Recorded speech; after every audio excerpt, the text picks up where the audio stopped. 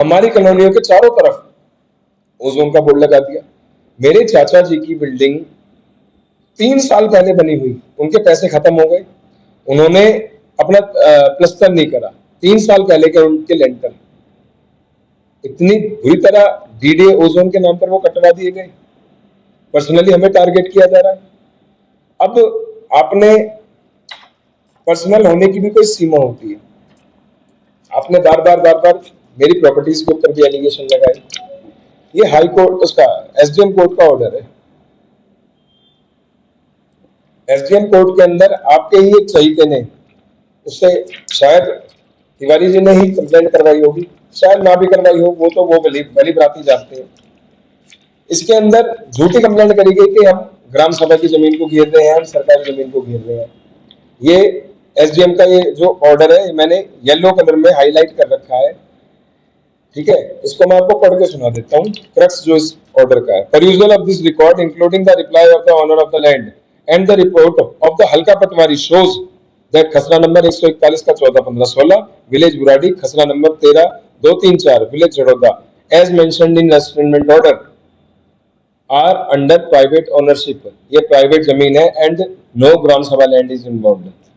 मैं तो तिवारी जी एक बात कहना चाहूंगा इस बात पर, आपके 2007 से लेकर 12 तक झड़ौदा वार्ड के जो काउंसलर रहे हैं, भाजपा के रहे हैं, उनका ऑफिस किस जमीन में है? आप उनका रिवेन्यू रिकॉर्ड निकलवा लो, सरकारी जमीन में है, ग्राम सभा की जमीन में।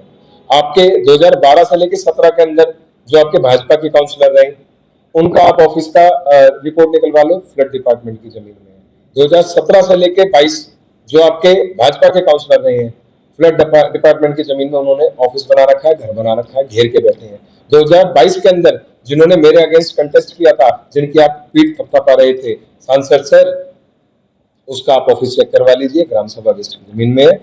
आप उन सभी की लैंड चेक करा लीजिए और उसके बाद आप मेरी भी चेक करा लेना। मेरी सेल डीड के थ्रू मेरे दादाजी ने ये जमीन करीब 50, 55, 60 साल पहले खरीदी थी और रजिस्ट्री के माध्यम से खरीदी थी। ऐसे ही नहीं कि कब्जा लेके बैठ गया जैसे आपने दर्शाया है। आपने तो हमको लैंड ग्रैबर बना दिया। लैंड ग्रैबर हम नहीं, लैंड ग्रैबर वो लोग हैं जिन लोगों से आप हमारी झूठी कंप्लेंट करवाते हैं। लैंड ग्रैबर वो लोग हैं जो 2007 से लेके 22 तक जो भी भाजपा के बीजेपी के जो कैंडिडेट रहे हैं, वो सारे लैंड ग्रैबर हैं। आप उनकी तफ्तीश कराइए जब हम आपको जानते हैं। और सबसे बड़ी चीज, आप ओजोन के मुद्दे को भटका रहे हैं सर। क्या है ओजोन का मुद्दा, क्यों उठने दे रहा? आप हीरो बन जाइए। भाजपा सरकार को तो बहुत अच्छा मौका मिला है, आम आदमी पार्टी ने उंगली उठा दी। मैं यहाँ पे आम आदमी पार्टी का काउंसिलर बन के नहीं, यहाँ का रिप्रेजेंटेटिव बन के मैंने पहले दिन ही बोल दिया था कि इस मामले के अंदर मैं कोई पार्टी पॉलिटिक्स नहीं करूंगा। लेकिन आज आप बार बार ये चीजें घुमा रहे हैं। मैं आपसे एक चीज कह रहा हूँ, आप बन जाइए हीरो। आपको तो हीरो बनने का मौका मिल गया। सभी दिल्ली के 7 सांसदों को, सीएम मैडम को, 42 के 42 एमएलए को, सबको हीरो बनने का मौका मिल रहा है। आप कॉलोनीज को रेगुलराइज क्यों नहीं कर रहे? एक छोटा सा ऑर्डिनेंस एक दिन के अंदर आ जाता है।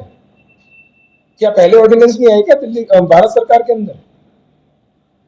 हर बार ऑर्डिनेंस आता है, एक नोटिफिकेशन आपको देना है। एक नोटिफिकेशन देखिए कितने देर का काम है, 1 घंटे का काम मुश्किल से।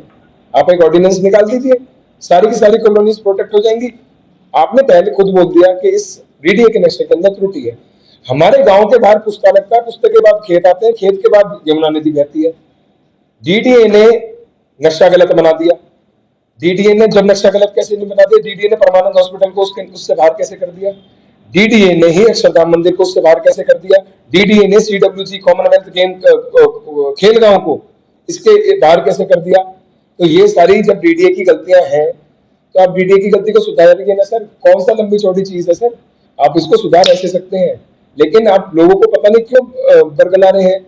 आपके पास तो हीरो बनने का मौका, आप बनिए। और मैं सभा बुलाकर आपका स्वागत करूंगा, आपका धन्यवाद करूंगा अगर आप बाड़मेर की बाड़मेर कॉलोनी को जल्द से जल्द रेगुलराइज कर देंगे। लेकिन लोगों के अंदर भ्रम मत फैलाइए। और जिन कॉलोनियों को आपने छोड़ दिया है उनका फ्यूचर क्या है सर? 1772 की लिस्ट थी, जीएसडीएल के मैप में कहा 1750 प्लस कॉलोनियों का नाम चल रहा था। उनके नक्शे जब आते आज 1511 रेगुलराइज हो गई है। बाकी कॉलोनियों का क्या स्टेटस रहेगा? या तो आप कॉलोनी बनने मत दो।